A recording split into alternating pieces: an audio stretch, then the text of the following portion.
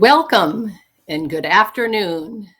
We are most grateful to you for joining us today and for this opportunity to thank you for all that you do for our community. As the African proverb states, if you want to go fast, go alone. If you want to go far, go together. Thank you so much for sharing this journey with us. Together, we can do so much. Okay, our goal for our short time today together is to show our appreciation, inspire you to be curious about our collective future, and provide you with information around stepping forward in our strategic plan, opportunity, and equity.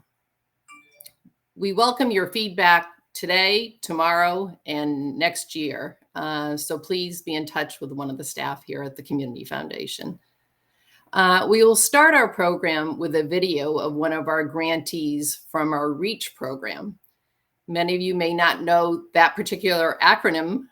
REACH is Racial Equity and Creative Healing Through the Arts. It's a new collaboration we have with the Arts Council of Greater New Haven, with community grant reviewers. And the video that we'll be showing in a few minutes is from the organization Black Haven. And we'll feature that particular video today, and other videos we will share when we do our recap. And after the video, we will be there'll be featured speakers, as you saw in the invitation. I will mention the speakers in the order they'll be speaking. The Honorable Nick Norcott is our chair of our board of directors. He will be our first speaker. Our CEO, Will Ginsberg, will then be joined by two of our extraordinary outgoing board members and community leaders, Khalilah Brown-Dean and Carlton Highsmith. Okay, on to our video and our program for today. Sit back and enjoy. Thank you.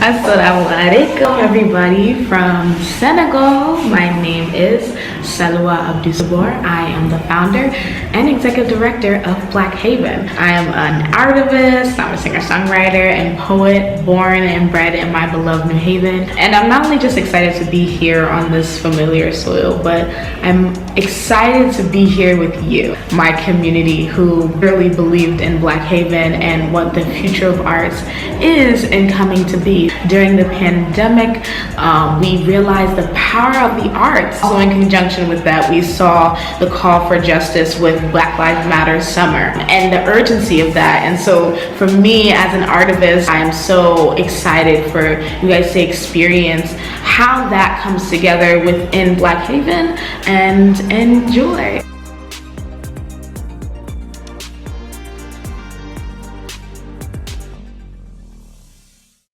I'm a creative. I want to spend time doing the creative stuff that I want to do, but I know that if I don't nurture Black Haven and make this thing exist, I know that I'll never be able to, me and my friends will never be able to be Black creatives in Connecticut on our own terms. How you doing? My name is Kasab Bullock, photographer, creative director, administrator for Black Haven. Black Haven began with a vision for a space where Black art could be supported, funded, seen, and celebrated, and held at the status it rightfully deserves to be held at. My name's Isaiah, and I'm a creative partner for Black Haven. And I've always wanted Black people to be a part of my team because, just to tell the stories I want, that's really important to me. So just what Black Haven is doing is just showing people we could work together to create art and to create something that's really important. So that's what it means to me, just access to these great Black artists that, been here this whole time, but, maybe we just haven't had a light shined on us. There are so many Black creatives in Connecticut who want to live and work and who contribute so much to the arts and tourism of New Haven and of Connecticut. People come to New Haven not because, we love Broadway and Urban Outfitters. now. They do not come here for that. They come here because there is this energy, there is this culture that an institution or capitalism could never curate, but it's the culture that people are engaging in, this culture that black people of color have been nurturing in New Haven despite the conditions for generations. I want to tell you guys a little bit more about how the REACH grant has supported Black Haven this year and beyond. Thanks to the REACH grant, we were able to increase our Artist Filmmakers Award from $200 to $1,000. We're able to reach into our own communities, hire local Black and brown creatives to put their personal touch on the production, and it showed. One of the biggest feedbacks we got this year was that literally the production increased from set design to lighting to quality. Lastly, thanks to the REACH grant, we were able to be a long-term vision versus a short-term project. We're not only able to say, wow, we did this really amazing thing this year and the funding's not there next year, psych. We'll be having a second festival and continue to build on the necessary cultural events and celebration within our communities for the communities, period. So I just want to give a big, huge thanks to the Community Foundation. I want to thank everyone who helped made the REACH grant happen. So excited to be able to continue to do this work that I love from the bottom of my heart, from my beloved New Haven community, and continue to love and nurture this vision of Blackness, of love, of culture, and excitement. And I thank every single one of my community here, and have a wonderful, wonderful, wonderful day.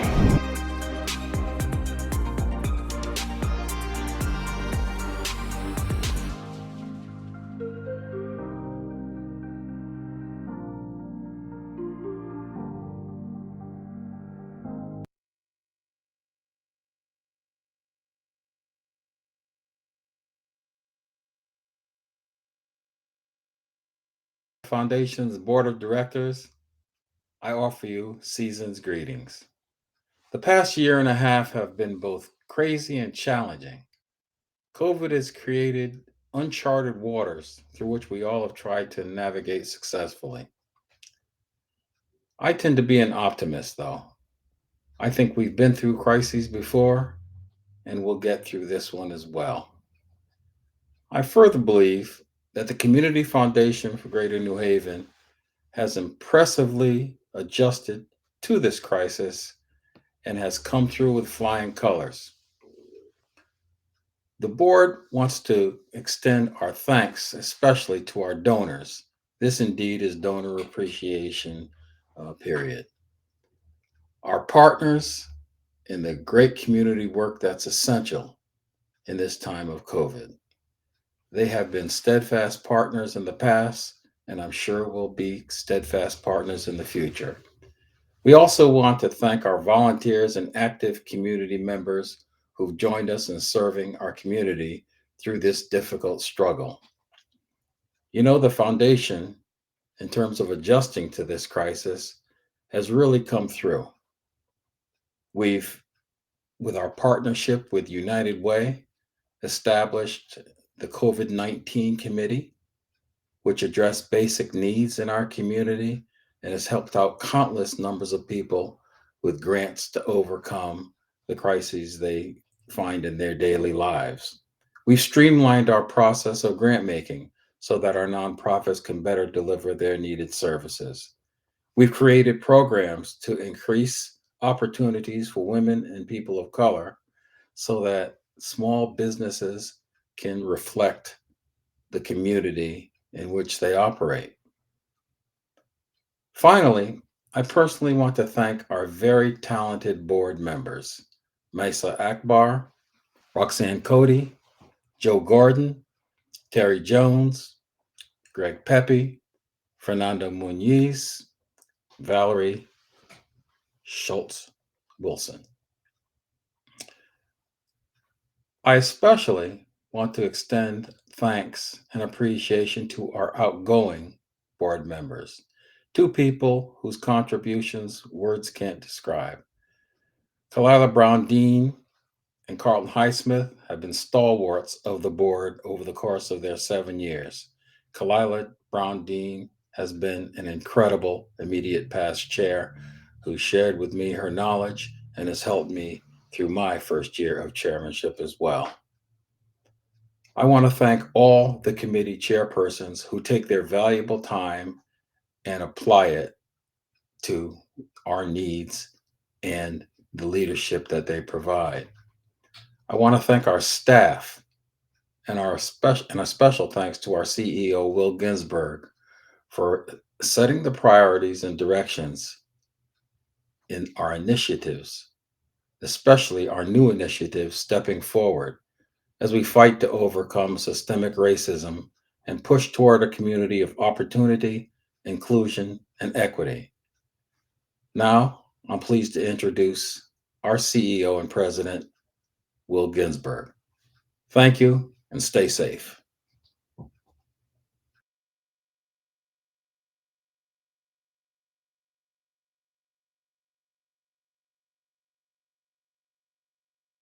Much for joining us. Happy holidays to everybody. We're very grateful and honored that you're with us today.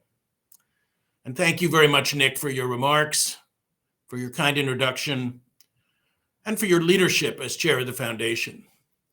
Your commitment to the foundation is another chapter in your extraordinary lifetime record of devoted service to the cause of justice in Connecticut and to the people of our community here in Greater New Haven.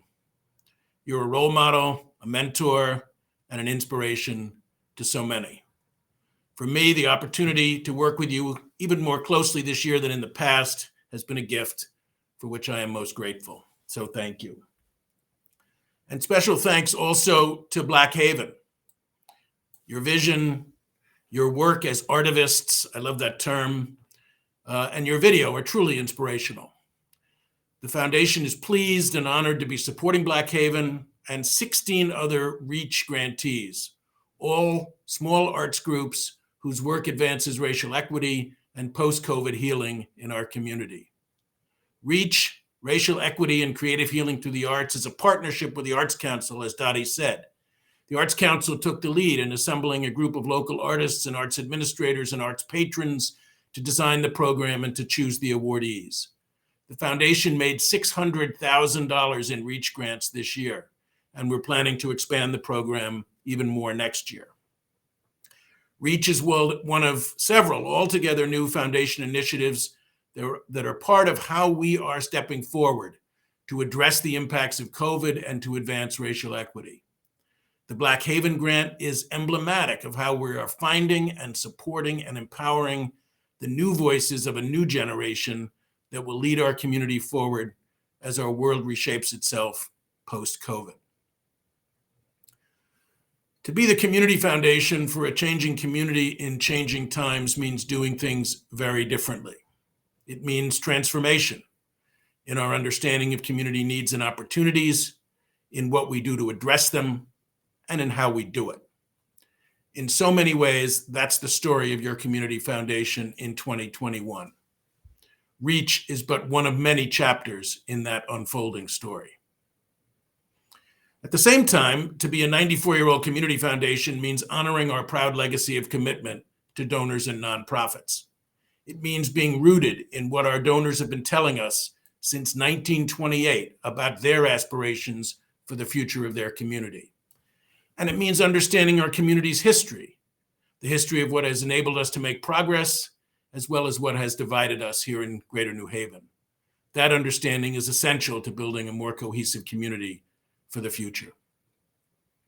Speaking to this audience, I can't see you, but I have a sense who's out there. I can say with confidence that you all understand this because you know us so well. You are our most steadfast supporters. You are our fellow travelers in the work of community. Having worked with so many of you for such a long time, I believe that achieving this balance of transformation and legacy that I just spoke about, achieving this balance as we face a world reshaped, is exactly what you expect of your community foundation in these times. Most importantly this evening, as Nick said, I want to shout out our special thanks to you all. Throughout this ordeal of disconnection and isolation that we call the time of COVID, we at the foundation have marveled at how you all and many others who share your commitments have responded. You've responded by supporting our work, to be sure, and in many other ways as well, as volunteers, as activists, as leaders, and as philanthropists. The work you do and the commitments you make stand for the fundamental idea that we are all better off when we come together, work together, and stand together in the face of forces that would divide us, be they political forces or pandemic forces. So to say a simple thank you for all you do is woefully inadequate. Please know how deeply grateful and admiring we are. Indeed, our community has much to be proud of in how we have rallied together in the face of the disconnection of COVID. We've seen it in the heroic response of our healthcare professionals. We've seen it in the work of our social sector broadly, the great nonprofits in this community that have been on the front lines, doing much more under much more difficult conditions. At the foundation, we've seen it in the ways our donors have responded to our COVID fund to address hunger and other issues. And we've seen it in the Great Give, both in 2020 and again in 2021, the two greatest Great Gives ever, by far. We've seen it in the expanded audiences that have come forward for our remote briefings and convenings and community listening sessions this last 2 years. People yearning to know what is happening, people urging us to do more and suggesting how we can do things differently, and people asking us and asking one another how they can help. What's behind this response? In one word, caring. I say that with pride, but also with knowledge that we need to sustain that caring, for COVID is still very much here and its impacts are growing and changing. To cite one very troubling example, read the Surgeon General's brand new report about the crisis in youth mental health and think about it in connection with what happened in our local high schools in this area last week. We are certainly thinking about that at the foundation. Even as we feel pride at our local response to COVID, we need to recognize the fundamental challenges it lays before us. The deeply disparate impacts of COVID by race, by ethnicity, by socioeconomic status is nothing less than an indictment of the core economic and social systems in our country. At the foundation, that's why we're thinking this can be a transformative time. Everything is on the table. It's why we launched Stepping Forward this year, a 3-year, $26 million initiative to address the impacts of COVID and to advance racial equity. We have stepped forward believing that with the commitment to one another that we have in so much abundance in our community, what we need now is to find new ways to work together to address the social and economic impacts of COVID and the core inequities that COVID has revealed. As a result of Stepping Forward, the Community Foundation has invested more in our community in 2021 than in any previous year in our 94-year history, more by far. But Stepping Forward is not just about more. It is enabling us to go deeper and be more innovative in advancing our two core strategic priorities, opportunity and equity. Opportunity and equity. We believe that Greater New Haven needs to be and can be a place of greater opportunity for more of our residents. And we believe that the two must go together, because greater opportunity without greater equity is a recipe for deeper division, while greater equity without greater opportunity is a false promise. That's why inclusive growth is so central to our work, and why we believe that inclusive growth must become a broad-based community priority if this is indeed to become a transformative time for the people of our community.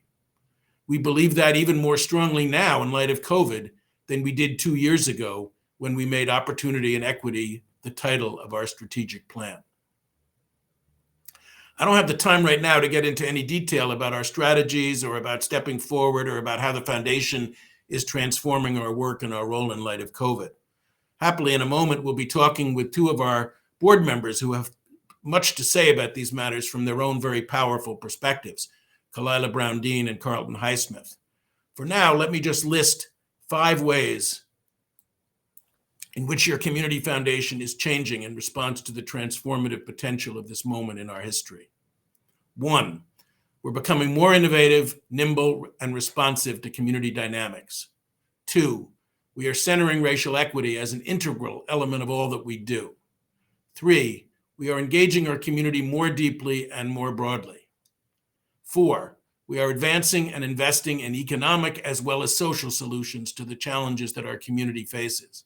And 5, we're building new partnerships, not only in the social sector, but beyond it as well, and not only in Greater New Haven, but beyond it as well. We are able to tackle these big changes because of our wonderfully skilled and deeply committed staff. I thank them all from the bottom of my heart. One could not wish for better colleagues than I have. And for today's event specifically, a special shout out to Dottie Weston Murphy and to her development and donor services team. You all know them. You know the devotion they bring to their work with all of you. So I thank you, Dottie, and I thank your team. Now, everything I've said in the last few minutes about the Foundation's response to this unique moment in our history and to changing challenges in our community is attributable to our 11 directors. We have a spectacularly strong board. Our board members come to the Foundation with a remarkable depth and diversity of experiences and perspectives, with limitless devotion to our community, and with a total commitment to work constructively and collegially with one another and with management. It's a powerful combination that enables everything else. I'm not going to list everybody by name. Nick already did that, but I will say to all my board members, I profoundly felt thank you.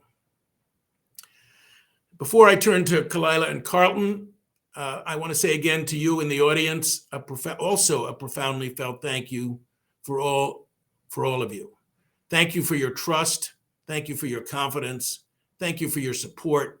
Thank you for your belief in our community and your commitment to making our community all that it can be. The Community Foundation is deeply honored to work with each of you, with every one of you. So now I want to welcome Khalilah and Carlton, and thank you for joining me virtually, of course, on this split screen.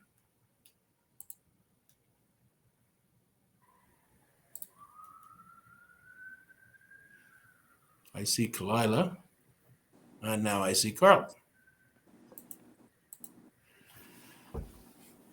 So thank you again, Khalilah and Carlton, for joining me. By way of introduction, I want to say these are two people who don't need really an introduction, but Khalilah and Carlton are two of our great community leaders. And the Foundation is so fortunate to have had each of them as a member of our board for these last 7 years. I say have had because much to our sadness, their terms expire at the end of this month. This is a huge loss for us. Their contributions have been enormous and wide-ranging. Khalilah served as our chair for 2 years, following a year as vice chair. Under her leadership, we created and adopted our new strategic plan in 2019, and we faced down COVID in 2020, both with our immediate response and by putting Stepping Forward in place, as I said earlier. Carlton is the 5-year chair of our investment committee. His leadership there has translated to an 87% growth in the value of the assets we manage over that 5-year period. Not only the Foundation's assets, but the endowment-like assets that we manage for more than 100 other nonprofits in Greater New Haven. To say that has made a huge difference for this community, of course, is to understate Carlton's contributions. But beyond these leadership roles, Carlton and Khalilah have done so much to shape the thinking of the Foundation and the work we will do going forward, even after they have left the board. On decision after decision, in meeting after meeting, I have learned so much from them. Learned to listen more closely and humbly to the community's voices, learned to find change makers where we might not have looked before, learned to see entrepreneurship at the heart not only of wealth creation, but of equity too, and learned to be more rigorous about goals and outcomes and measures. Carlton and Khalilah, your wisdom has enabled us to see our community differently and to transform our work in response. You have made us better and you have made us bolder. I thank you both with the deepest admiration and appreciation. So thank you and welcome. And let's jump into it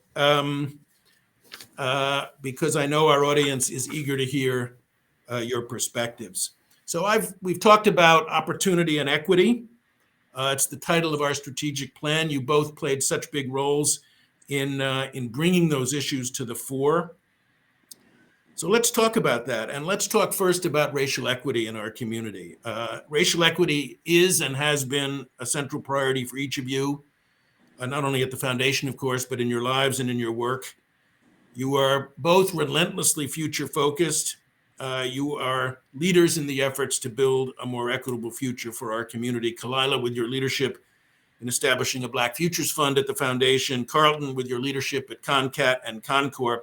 And I could cite many, many, many other examples for both of you of your leadership on these issues. So let me ask, what are your reflections on where we stand as a community today on issues of racial equity? How do you see us evolving? Where do you see us maybe in 5 or 10 years? Let me start with Khalilah. Thank you, Will, and thank you for the opportunity to be in conversation today and share this space with my good friend Carlton Highsmith. I want us to think about where we were as a community a year ago when the murder of George Floyd before our eyes led many people to reach out and say, what do we do? Where do we start? And the response is that we start where we are. And part of that was acknowledging that the uprisings we were seeing, the tensions we experienced, the gathering we saw last summer was not new. These problems don't occur overnight. And so when I think about the role of the foundation in this, it was about lifting up that very premise, that if we address this as just the problem of today, we will never make meaningful change. And the way for us to make change toward equity is, I think, as you mentioned, Will, to be able to humbly listen to the voices and the communities that are amongst us. That to be a leader means that you take a step back and realize that sometimes it is not your role to do, it is your role to listen, to empower, and to respond. And that is what I think is different for the foundation today as Carlton and I end our term, to think about the listening and the responding, but to also understand that there is tremendous talent right here where we are. And to not see communities in a pathological way of always being in need, but to see communities of having tremendous infinite abundance. And when we center that as the goal, then we make strides toward racial equity that aren't about checking a box to say, look, we did that, but to say, look, there are collaborators. How do we follow their lead? Thank you, Khalilah. Well said. And I would only add that I talked about humble listening because I learned it from you. Carlton, same question. Where do you see us as a community on racial equity today? And where do you see us going in the future? Good afternoon, everyone, and happy holidays. Well, Khalilah, I always like to level set things and to answer the question, how do we get here?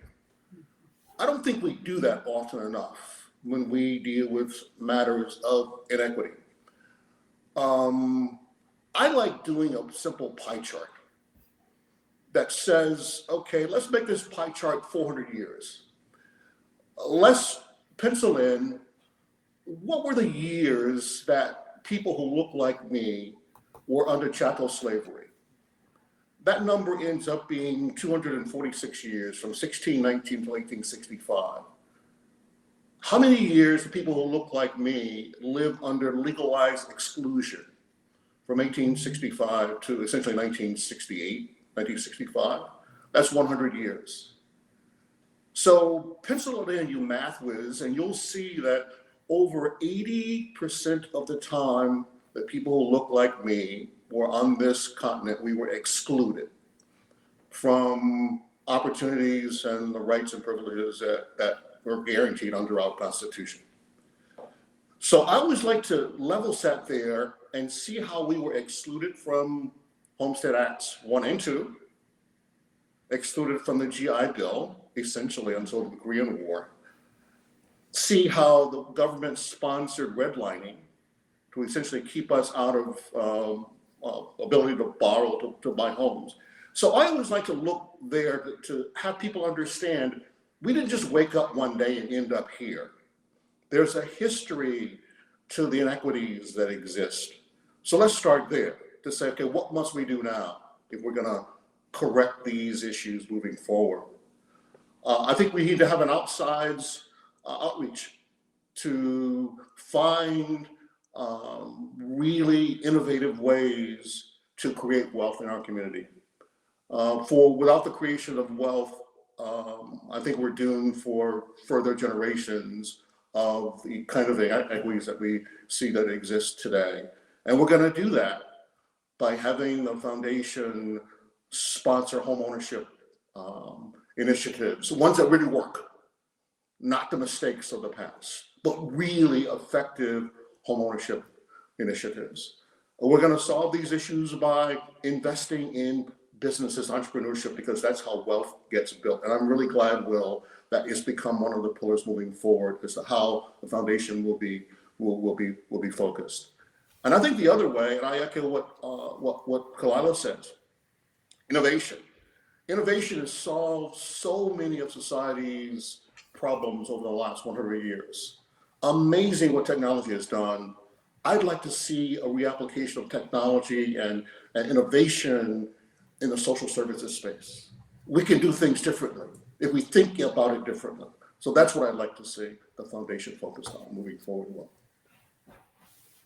Well, thank you both. Let me follow up on that quickly. It leads into the second part of this question, which is about opportunity, wealth building, opportunity in the context of wealth building, as you said, Carlton, and opportunity in other ways, opportunity more fundamentally to achieve a full life in our community, and for people to see our community as a place, people of all races, to see our community as a place that offers economic opportunity and opportunity to participate fully in the life of the community. You know, some would say, some have said to me that the work we've launched that you just referenced, Carlton, on not only home ownership, but issues of small business development and promoting entrepreneurship. This is really the work of the for-profit sector, much more than it is the work of the philanthropic sector. I suppose there's some truth to that, but maybe the sweet spot is to have the philanthropic sector and the for-profit sectors working together on these issues to build our community as a place of greater opportunity. Any comments from either of you about that? Carlton, why don't we start with you? Certainly, Will. I think you're absolutely right. I think the foundation has a role to play. I read many years ago, the Federal Reserve Board published a study of what were the attributes of those communities that were moving forward equitably versus those who were not. And there were some common themes that existed for those communities that were moving forward equitably. They had a competent, capable local government that got things done, educated their kids, picked up the garbage, protected their citizens. They had an aligned business community that was involved, engaged, and they had a robust nonprofit sector. Those three things, all those communities had in common, plus one thing more, alignment of what the vision future should look like. And I think the Community Foundation has a tremendous role in helping to bring into focus what that vision for a more equitable future ought to look like, leveraging those other community resources that we have. Khalilah? I think, Will, it's at the heart of what we mean when we talk about inclusive growth. The New Haven region has seen tremendous growth in certain sectors and in certain communities. But if that growth does not recognize the tremendous housing crisis in our area, if it does not recognize the inequities in access to education that will bring our young people through something that is more than just a test, and if that growth does not recognize that every person in our community, in our region, regardless of citizenship status, should have access to public safety and an understanding that the work that they do today will create more opportunities for their family tomorrow, then have we really achieved the kind of growth that is necessary? That's the essence of inclusive growth. And that's why I think it's so important that the foundation, in collaboration with the nonprofit sector, be at the table in those conversations. Growth for the sake of growth does nothing for building toward the kind of wealth building that Carlton mentioned, but also how we use the cachet that we have earned over this time to bring people into conversation, because there are things that we learn from our nonprofits. There are things that we learn from our donors about priorities. And also it allows us to operate from a position that says we are not here because we have to be elected or appointed or turn a profit. We are here because this community has entrusted us to be there, and we're going to honor that position. I think. Will, go ahead, Carlton. May I just underscore Please. what Dr. Brown-Dean said about education? Many may not realize it, but there's a common thread between Dr. Brown-Dean and myself. We're the product of great public school educations, great public institutions. I had a professor in 1970, Dr. Matthew Holden, who was also a professor, mentor, and thesis advisor for Dr. Brown-Dean 40 years later. We should have him on this with us on this panel, I think. And so that's Dr. Matthew Holden. So I cannot underscore enough the importance of insisting that we have the best possible education system available for our kids. And there's no excuse for that. So I will be harping that for a long time, but we have to have a high quality secondary, primary college education system for our kids. Well, I love this.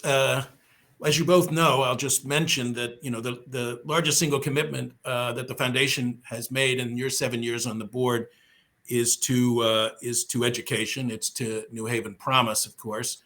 But I love that Carlton Highsmith, our business person, is talking about the importance of education, and Khalilah Brown-Dean, our educator, is talking about the importance of bringing the business sector in as well.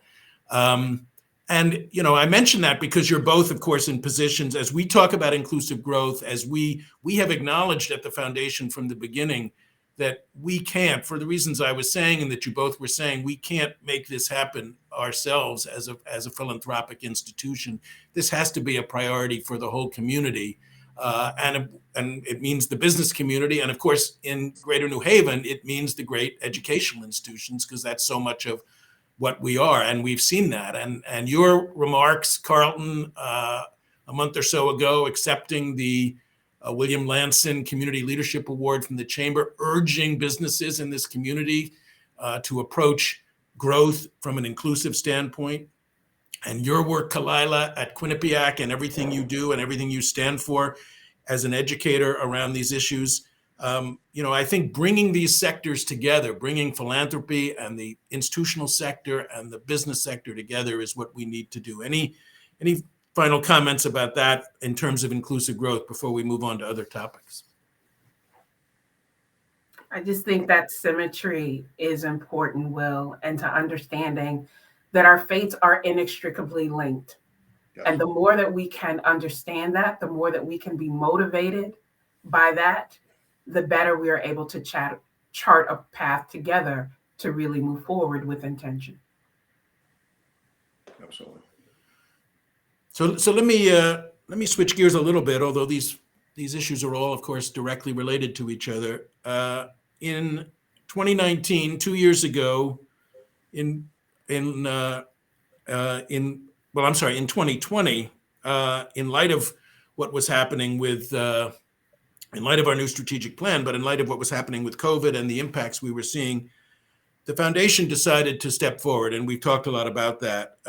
And by that, we, in so many ways, how we do our business, what we focus on, the money, the amount of money we take out of the endowment, the way we do our fundraising is different to respond to different dynamics in the community and different needs. So as you both played such central roles in that, as advocates, Khalilah, you of course were sitting at the head of the table as our chair, Carlton as chair of the investment committee. doing this unprecedented supplemental extraction from the endowments fell squarely to your responsibilities as well. As you look back on this and as you look forward, as concluding your board service, what are your reflections on the foundation basically throwing a lot of our traditions over the side to respond? And what does it mean for the future of what this institution can be? Let me start with Khalilah. Wow, start with me. There is a comfort in the familiar. There's a comfort in thinking that we can control the direction and to be driven by the way that we've always done things. If this pandemic has taught all of us anything, it is a recognition of how little we can actually control in our lives, and instead how much we need to think about doing things differently in our personal lives, in our professional commitments, in our philanthropic efforts. I am forever moved and grateful by how quickly our staff said, this is not about dollars, it's not about data, it's about people and lives. And how it took very little convincing for the board to get in line with that, for our community through our generous donors to say, we are going to make an investment and a commitment in this work because we understand what's at stake. For our organizations to work together, the United Way and the Community Foundation to say, let us listen to mutual aid organizations who are on the ground, who would not normally qualify for funds from the Community Foundation. But by having that connection, they now are able to apply for these other things. And so it wasn't, Will, about us taking a risk on these organizations. It was about the community taking a risk on us to trust us that we would not create a cumbersome process that would prevent them from delivering literally the life or death services for young people, for the elderly, for frontline workers who are risking their lives every day to take care of our loved ones. And so thinking about how quickly we were able to do that, but to also understand there is no going back. There's only going forward. And as comfortable as it may be to go back to quote unquote normal, to understand how normal was not working for so many across our region, that is the outcome. That as I look back on my 7 years on the board, being a leader through that crisis and being inspired by the generosity of our community, of people with small gifts and large gifts saying, I need to do something. And this is where, amid all that economic uncertainty, this is where I'm going to make this commitment. I know that we will continue to honor that commitment in all that we do as a part of this community, but it's also inspiring, that spirit that exists right here in our region. Carlton. I think that both of you perhaps remember this board discussion. One of the directors who had gone out for a walk talked about, this was in the middle part of 2020, was talking about how appalled and shocked and flabbergasted and pained he was to see so many people waiting hours in food lines for a box of food to feed their families. It was touching to all of us. What the pandemic did was to reveal faults that we knew were there just below the surface. It was devastating. So I am so incredibly proud of how our foundation stepped up. But like you, Khalilah, more so how our donors stepped up, how they supported us in our effort to be responsive and to empower the local nonprofits who are on the front line trying to make a difference. My only caution thing that concerns me is a lot of those faults, those fault lines that were exposed, they're still there.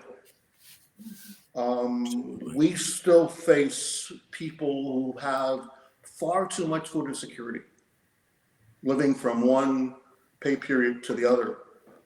I still think that we have, in addition to an affordable housing crisis, we have an eviction crisis that's on the horizon, and it's going to come down on millions of Americans, thousands in our neighborhood. So it concerns me, and I hope the foundation, as we depart, stays focused on those issues, because they've not gone away. They're still there. To your point, Can I just add one thing there? please, Will? Khalilah. As Carlton was saying that, I was thinking about something that Salwa Abdus-Sabor said in their video about the impact of that grant. And I wrote it down. This allowed us to make a long-term decision versus seeing it as a short-term project. And I think their emphasis feeds into what Carlton is saying.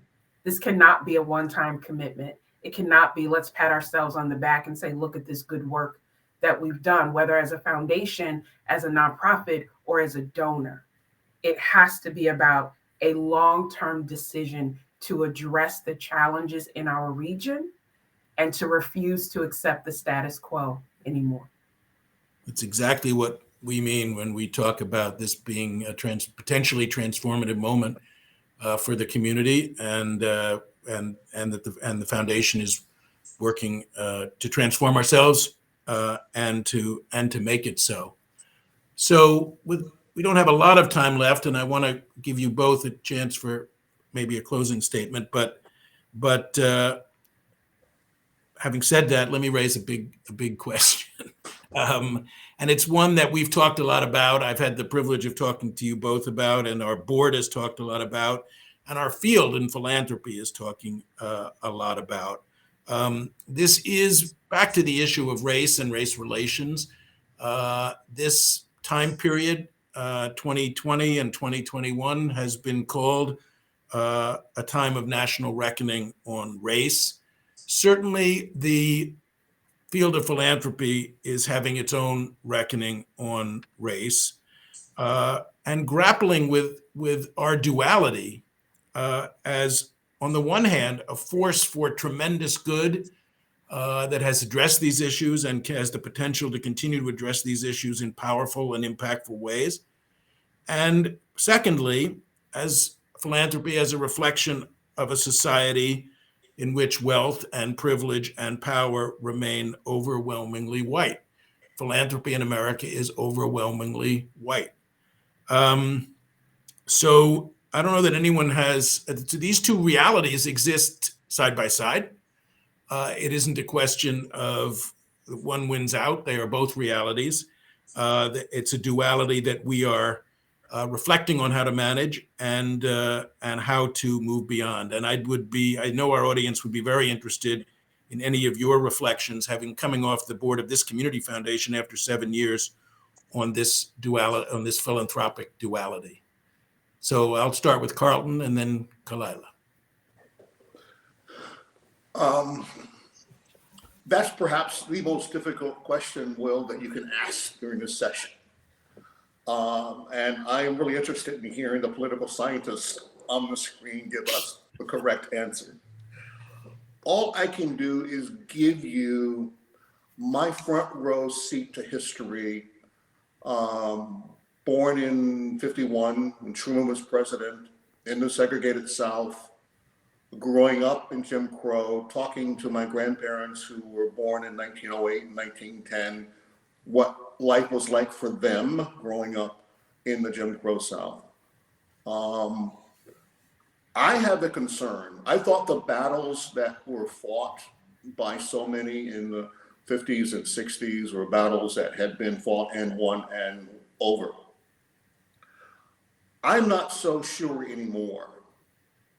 I see too many Americans all across the country, white Americans, willing to turn their back on democratic principles before they will accept a multiracial democracy. And that's concerning, because I never thought I would see that. I thought the ideals of this country were deeply rooted and would last forever. I'm not so sure anymore. And so I hope I'm wrong. I hope that my observations are a bit too pessimistic. But unless there is a sea change, I see far too many Americans willing to walk away from democracy by gerrymandering that I see, by state suppression laws that I see, by the use of filibuster. That was a term that when I grew up, it meant something. Strom Thurmond used it to prevent civil rights laws from being passed. So when I hear filibuster being used today, that means something to me. I hope I'm wrong, Dr. Khalilah Brown-Dean, but those are my front row seat view of history. Well, Carlton, there's a reason why I'm wearing a pen today that says vote. Because if we are truly committed to these principles of community, of democracy, and building a better future for our children to inherit and for those yet to come, then we have to invest in it every day. And I'm reminded here of the late Coretta Scott King, who said freedom is never really won. You earn it and you win it with every generation. And if we are to move forward as a community, as a region, we have to commit to that. Understanding that what it means for Asian Americans across our region to worry about the safety of their families simply because their difference marks them as a threat. We all have to commit to addressing that. When people who work hard go to work every single day and still worry about whether they can put food on their table in this state, then we have to be concerned. When people fear that in all of this talk about uncertainty, it means that we will lose sight of the importance of the arts and of culture to bring us together to see our common humanity, then that means we all have a commitment to make. So whether that is through a financial commitment, whether that is a professional commitment, or the personal commitment to say, so that we can honor the sacrifices and work of our elders, whatever those elders went through, this is what we have to do today. It is too easy to get lulled back into that comfort of normalcy and complacency. And what gives me the sort of inspiration through all of this is that young people are saying to us, absolutely not. And so if we would just humble ourselves and listen to those young people, then I think we can move forward. Well, thank you both. So, I've always thought that maybe the highest compliment you can pay someone is to call them wise. You two are two of the wisest people I know. So I want to just, in the last couple of minutes that we have here in our last donor event of your term on the foundation board, we do have a board retreat later this week where we will celebrate your contributions more fully. But I want to give you each just an opportunity for any closing remarks you might want to make, reflections or remarks to this audience, not only about your service on the foundation, but about where we are as a community. So Khalilah and then Carlton. No pressure. No pressure. I think about when I was first approached about serving on this board. And I remember thinking 7 years is such a long time. But in those 7 years, I have had the opportunity to serve my community. I've had the opportunity to learn about my community through the people who are working every day. And so for the donors, for the staff, for the community leaders, to the board members that I call not just my colleagues, but my friends, I want to thank you for this opportunity to be of service to our region and for reminding me again that everything that we need is right here, that we don't have to keep running toward the next shiny thing, but if we hunker down and invest and commit to the talent that is amongst us, all of us are better for it. So from the bottom of my heart, I thank you for my time on the board, and I look forward to learning from and continuing to work with our community who love this place called Greater New Haven as much as I do. Thank you. Thank you. Carlton. Firstly, thank you, Will, for having us here today, and thank you for the outstanding leadership job you do leading the community foundation is really much appreciated. It's hard to believe upon reflection that it's been 7 years. When I was beginning my term in 2014, I recall that the world was focused on the threat of an Ebola virus that had broken out in Guinea, Africa. I recall that there was lots of concern that the virus was going to spread around the world, creating a global pandemic. I recall the statements of the CDC and the World Health Organization warning that the spread was likely. But then I watched in 2014 as the public health officials at the time, they rapidly mobilized and they put in place really robust policies and programs that essentially contain the virus. It spread essentially to 7 countries, but we never had the global pandemic that was predicted. Yeah, there were 28,000 confirmed cases, I remember, and 11,000 deaths, but not the global pandemic that was predicted. And as I reflect to today, never in my wildest dreams would I have imagined that my term would be ending in 2021, and we're entering the 2nd year of a global pandemic that's infected over 269 million people, killed 5.5 million globally. Americans, we've got 50 million Americans have been infected, and we've lost over 800,000 American lives to the virus. Never in my wildest dreams could I have imagined that nightmarish result. So it's been amazing 7 years. And we have to come to grips with the notion that we have a nation so divided that cannot agree on facts, science. That needs to be fixed. I've enjoyed immeasurably my time on the board, particularly the staff. They're one of the best, I think, at this work in the country, and I appreciate all that they do. But my biggest joy has come from working with this board. Will, you said it. They are incredibly committed to this work. They're smart. They all are community leaders in their own rights. They all have special gifts, special expertise. And they are mostly unseen. People don't know who they are. They're unpaid. They're unassuming. And they're unselfish. They take extremely seriously their responsibilities for providing principled governance and fiduciary oversight for one of New Haven's most important and values institutions. They are New Haven's unsung heroes and the best of the best, in my opinion. And I thank them. I will miss you all.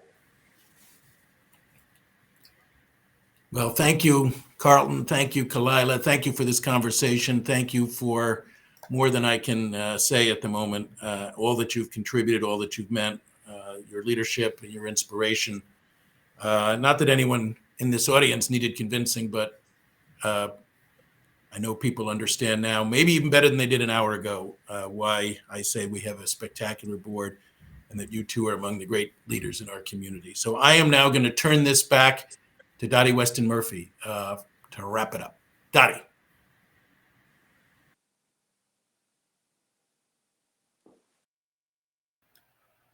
Wow, that's all I can say. Thank you so much for this riveting conversation. Thank you, Nick. Thank you, Will. Thank you, Khalilah. And thank you, Carlton.